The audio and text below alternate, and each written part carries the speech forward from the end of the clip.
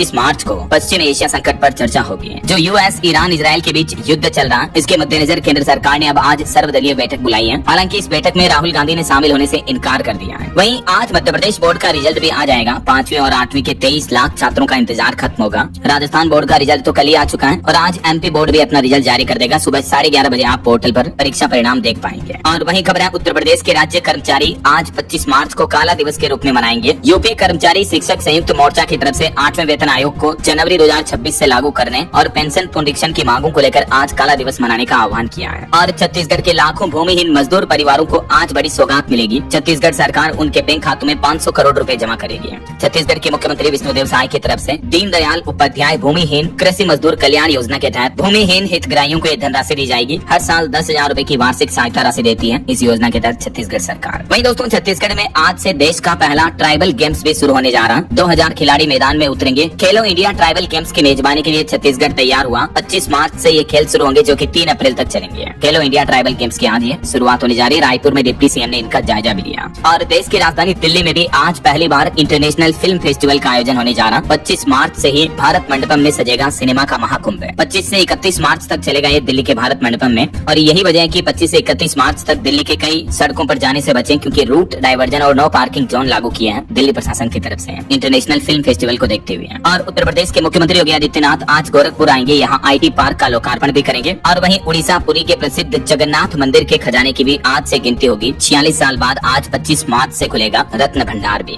इस दरमियान मंदिर में दान दिए गए रत्न और आभूषणों की गणना होगी। और बिहार में जो हड़ताली राजस्व अधिकारी हैं, उनको आज काम पर लौटने का अल्टीमेटम दिया बिहार सरकार ने। कई सारे राजस्व अधिकारी हड़ताल पर हैं, तो बिहार के डिप्टी सीएम विजय सिन्हा बोले कि अब उनकी सैलरी काटी जाएगी। आज लास्ट मौका है, वे अपने काम पर लौट जाएं। और उत्तर प्रदेश रोडवेज में 2584 महिला कंडक्टरों की भर्तियां होने जा रही हैं। आज से ही अलग अलग जिलों में रोजगार मेले आयोजित होंगे। वहीं यूपी में मानव संपदा पोर्टल पर आज 25 मार्च लास्ट डेट है। तब तक अवकाश संबंधित ब्यौरा अपलोड करना होगा सभी राज्य सरकारी कर्मचारियों को। मुख्यमंत्री योगी आदित्यनाथ ने ये आदेश जारी किया है। और यूपी झांसी में देखिए, ई रिक्शा और ई ऑटो के लिए भी नई व्यवस्था लागू हुई। आज से ही इनका वेरिफिकेशन और रूट अलॉटमेंट करना अनिवार्य होगा। चंडीगढ़ के 650 खिलाड़ियों को मिलेगी 2.5 करोड़ की स्कॉलरशिप। आज सम्मान समारोह का आयोजन होगा। और सैमसंग कंपनी आज अपने कुछ नए स्मार्टफोन भी लॉन्च करने जा रही है। गैलेक्सी A37 और A57 भी एंट्री कर सकते हैं। यूपी टेट 2026 का भी नोटिफिकेशन जारी हो चुका है। आज से ही आवेदन शुरू होंगे। 2 से 4 जुलाई तक एग्जाम होंगे। और मौसम विभाग ने भी चेतावनी जारी की। उत्तर प्रदेश, पंजाब समेत देश के 12 राज्यों में बारिश और तूफान की चेतावनी है। आगे मैं आपको बताऊंगा और भी पूरे मौसम समाचार विस्तार से। फिलहाल आगे बढ़ते हैं अपन खबरों में। तो देखिए, ईरान इजराइल जंग से जुड़े कुछ बड़े अपडेट। ईरान पर अमेरिका और इजराइल के हमलों को 25 दिन हो चुके हैं। अमेरिकी राष्ट्रपति डोनाल्ड ट्रंप के शांति वार्तालाप दावे को तेहरान ने फेक न्यूज बताया। वहीं बड़ी खबर तो ये है कि ईरान जंग के बीच पीएम मोदी और अमेरिकी राष्ट्रपति डोनाल्ड ट्रंप की बातचीत हुई। इसमें स्ट्रेट ऑफ हॉर्मुज को खोलने पर भी चर्चा हुई। ईरान के साथ चल रही जंग के बीच अमेरिका के राष्ट्रपति डोनाल्ड ट्रंप ने प्रधानमंत्री नरेंद्र मोदी को फोन मिलाया और हॉर्मुज रूट पर आगे की रणनीति बनाई। ट्रंप ने बीती शाम पीएम मोदी को फोन किया। और वहीं रिपोर्ट में बताया जा रहा है कि अमेरिका से बातचीत करने के लिए भी तैयार हुआ ईरान। और एक बड़ी चौंकाने वाली रिपोर्ट तो ये आ रही है कि सऊदी अरब ने अमेरिकी राष्ट्रपति डोनाल्ड ट्रंप से कहा कि ईरान पर हमले करना जारी रखें, मौजूदा सरकार को खत्म किया जाए, क्योंकि वह खाड़ी देशों के लिए खतरा है। तो इन रिपोर्ट्स को देखते हुए कहीं न कहीं लग रहा है कि ईरान अमेरिका इजराइल की जंग और बढ़ सकती है। युद्ध के हालात और गंभीर हो सकते हैं। तो इन तनावपूर्ण स्थितियों पर प्रधानमंत्री नरेंद्र मोदी भी बोले कि पश्चिम एशिया का संकट का असर लंबे समय तक जारी रहने की आशंका है। तो हमें हर परिस्थिति के लिए पहले से ही तैयार रहना होगा। पश्चिम एशिया के हालातों पर बीते दिन राज्यसभा में 21 मिनट तक प्रधानमंत्री नरेंद्र मोदी ने स्पीच दिया।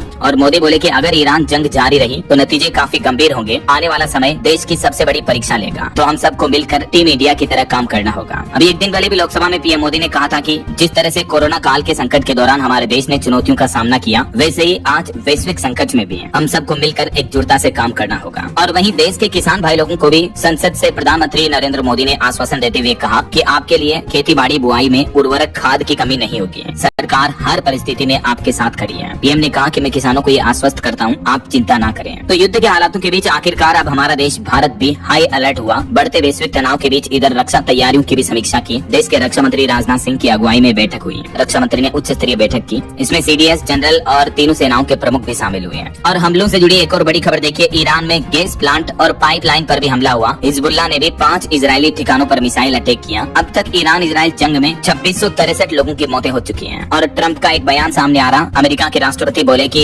जो ईरान के नए सुप्रीम लीडर बने हैं ना, मुजतबा खामेनी, मैं उनको नहीं मारना चाहता, बल्कि ईरान में भी वेनेजुएला की तरह नई सरकार बनेगी और इसके लिए एक खास शख्स से बातचीत भी कर रहे हैं। और एक बड़ी चौंकाने वाली रिपोर्ट तो ये आ रही कि पश्चिम एशिया के संघर्ष में अब सऊदी अरब, UAE ये दूसरे देश भी कूदेंगे। IRGC का कहना है कि ऑपरेशन टू प्रोमिस का 78वां दौर शुरू हुआ और अगर दुनिया के अलग अलग देश भी इन जंग में अब शामिल हुए तो फिर दुनिया तीसरे विश्व युद्ध की तरफ भी आगे बढ़ सकती है। हालांकि इस बीच एक राहत की खबर ये आ रही कि ईरान और अमेरिका के बीच दूरी मिटाने में जुटे कुछ मुस्लिम देश भी इस्लामाबाद में मध्यस्थता की बैठक भी हो सकती है। इस बैठक में मतलब ईरान और अमेरिका के जंग के हालातों के बीच मध्यस्थता कराई जा सकती है ऐसा। और बड़ी खबर देखिए, ईरान US जंग में पहली बार फिलीपींस देश ने अपने देश में आपातकाल घोषित कर दिया है क्योंकि पेट्रोल डीजल के दाम रॉकेट बन चुके हैं, अब बिजली भी बंद हो चुकी है। जी हाँ, मिडिल ईस्ट के इस महायुद्ध ने वैश्विक अर्थव्यवस्था को झकझोर कर दिया है। इस बीच फिलीपींस देश ने अब अपनी कंट्री में नेशनल एनर्जी इमरजेंसी घोषित कर दी है और ऐसा करने वाला दुनिया का पहला देश बन गया है फिलीपींस। यहाँ के राष्ट्रपति ने कहा कि ये कदम देश को अंधेरे में डूबने से बचाने और जनता को बिजली की आसमान छूती कीमतों से राहत देने के लिए उठाया गया है। वहीं ईरान ने खाड़ी देशों को भी डराया। ईरान के ऊर्जा मंत्री बोले कि हमसे ज्यादा तो बत्ती गुल आपकी होगी। और इधर ईरान का कहना है कि हाँ, हम युद्ध खत्म कर देंगे, मगर अमेरिका को ईरान ने सीधा जवाब देते हुए दो बड़ी शर्तें सामने रखी हैं। एक तो ईरान का कहना है कि यह युद्ध तब तक जारी रहेगा जब तक कि हमारे पर लगाए गए सभी प्रतिबंध नहीं हटा दिए जाते, और दूसरा अमेरिका द्वारा युद्ध से हुए नुकसान की भरपाई नहीं कर दी जाती, मतलब मुआवजा हमें जब तक नहीं मिल जाता तब तक ये युद्ध जारी रहेगा। ऐसे में सबसे बड़ा सवाल ये है कि क्या ईरान की शर्तों को मानेंगे डोनाल्ड ट्रंप? खैर ये तो वक्त ही बताएगा। इस बीच देखिए, ईरान के पूर्व सुप्रीम लीडर खामेनेई की मौत पर हमारे देश भारत में भी कुछ संत समाज ने बड़ा बयान दिया और कहा कि किसी भी धर्म गुरु की हत्या किसी भी हाल में स्वीकार्य नहीं है। मध्य प्रदेश में संत समाज ने अली खामेनेई की मौत पर अब ये प्रतिक्रिया दी है। और इस बीच खबर है, भारत में ईरानी राजदूत से भी भारत के विदेश मंत्री डॉक्टर एस जयशंकर ने बातचीत की, पश्चिम एशिया के हालातों पर भी चर्चा की। और एक्सपर्ट्स का कहना कि अगर ये जंग लंबी खींची तो अमेरिका और ईरान दोनों देशों के लिए इसे खत्म करना मुश्किल होता जाएगा। मतलब जितनी ज्यादा लंबी ये वॉर चलेगी उतना ही इसे खत्म करना भी मुश्किल होगा ऐसा। वहीं इन जंगी हालातों के बीच हमारे देश में LPG गैस सिलेंडर की बुकिंग को लेकर भी कुछ नियमों में फिर से बदलाव किया है सरकार ने। जैसे देखिए, गैस बुकिंग पर एक बड़ा अपडेट सामने आ रहा, अब 35 दिन बाद मिलेगा सिलेंडर। तेल कंपनियों ने भी नए नियम लागू कर दिए हैं। उत्तर प्रदेश समेत कई राज्यों में ये निर्देश जारी किए कि अब जिनके पास 2 सिलेंडर हैं उनको 35 दिन बाद ही दूसरे गैस सिलेंडर की आपूर्ति की जाएगी और उज्ज्वला योजना वाले उपभोक्ताओं को तो 45 दिन बाद सिलेंडर देने का नियम लागू किया गया है।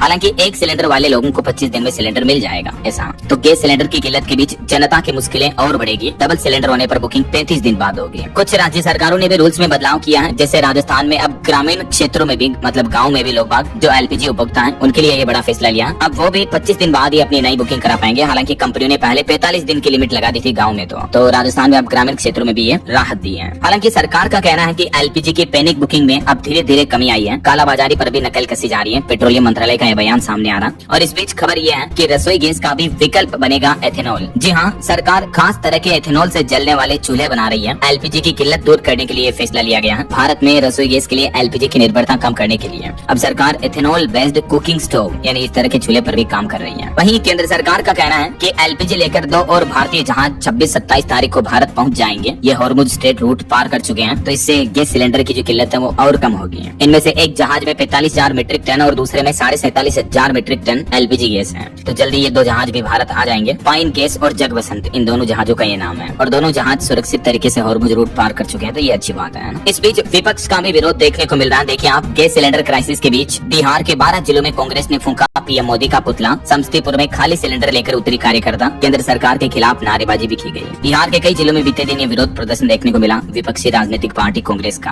और इधर देखिए, मध्य प्रदेश के कई शहरों में पेट्रोल पंपों पर भीड़ देखने को मिली। गाड़ियों की टंकियां फुल कराने पहुंचे लोग बाग धक्का मुक्की देखने को मिली। कई जगह पुलिस तैनात की गई। बात कुछ यूं कि मध्य प्रदेश में भी ये अफवाह फैल गई कि पेट्रोल डीजल का संकट आ सकता है। तो इस अफवाह के बाद लोगों का काफी पैनिक भरा माहौल देखने को मिला। मध्य प्रदेश के कई शहरों में पेट्रोल पंपों पर भारी भीड़ रही है। कुछ इसी तरह की अफवाह बीते दिन आपको पता होगा गुजरात में भी फैल गई थी। तो गुजरात में भी अहमदाबाद समेत कई शहरों पर पेट्रोल पंपों पर लाइनें लग गई। सरकार का कहना कि इस तरह की अफवाहों से दूर रहें। अभी हमारे देश में पर्याप्त मात्रा में पेट्रोल डीजल उपलब्ध है, ठीक है ना। चलिए अगली बड़ी खबर देखिए। एक बड़ा अंतर्राष्ट्रीय हादसा हो गया बीते दिन, जो कोलंबिया में विमान हादसा हुआ था। उड़ान भरते ही एयरफोर्स का विमान प्लेन क्रैश हुआ था। इसमें कोलंबिया के 90 एयरफोर्स के जवानों की मौत हो गई। चलिए दोस्तों अगली बड़ी खबर देखिए। दिल्ली के पूर्व मुख्यमंत्री अरविंद केजरीवाल बोले कि मोदी बतौर PM 2026 पूरा नहीं कर पाएंगे। मोदी और शाह का साम्राज्य खत्म होने वाला है। पॉपुलैरिटी पाताल लोक में पहुंची है। वहीं रेल यात्रियों के लिए बड़ी खबर आ रही है। रेलवे ने बदले टिकट कैंसिलेशन के नियम और ये नए नियम 1 अप्रैल से 15 अप्रैल के बीच लागू होंगे। भारतीय रेलवे ने टिकट नियमों में बदलाव किया। कैंसिलेशन चार्ज में बदल दिया गया और